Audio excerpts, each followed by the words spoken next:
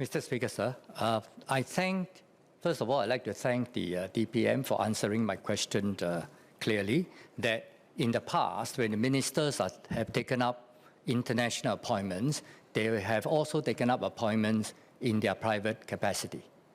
So I have two more clarifications for the DPM. One is the current position taken up by SM Teo in Total in his private capacity? Two, if in the past ministers have been taking up positions in their private capacity, so now the president, the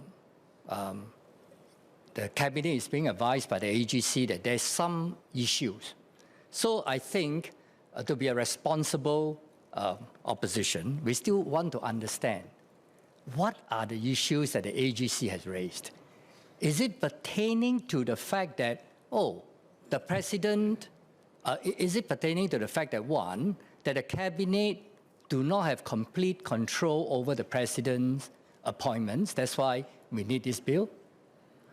Or is it because there are certain appointments are okay, just like the Workers' Party and us think that, certain appointments where he can perform his role in his official capacity, that should be no problem.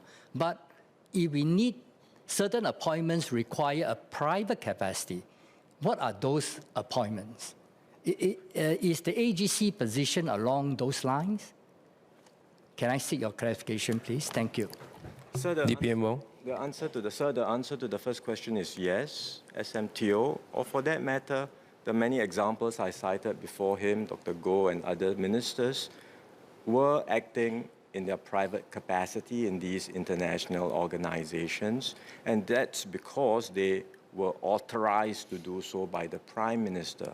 There is no legal impediment for the Prime Minister to so authorize ministers to act in their private capacity, subject to safeguards and principles which I've just described. And so this has been happening, not just with SMTO, but even way back with Dr. Goh, many other examples. Now, then you say, why can't you do it for the president? And as I have explained, the Prime Minister cannot authorize the president to do likewise. There is, the AGC as advises, is an area that the Constitution does not clearly provide for. And that's why we debated, we thought about it. One option, as I described just now, was for us to, rather than authorize the president to act in his private capacity, to allow the president to serve in his official capacity, but with some latitude to express his private views.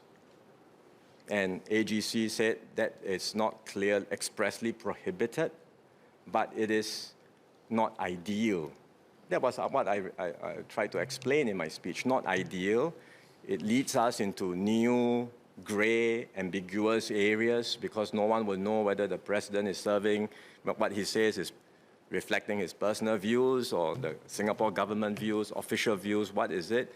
And we prefer not to operate like that in such an ambiguous manner. We prefer to be upfront, we prefer to be transparent, and we prefer to do this in a principled manner with a clear governing framework, hence the amendments before this House.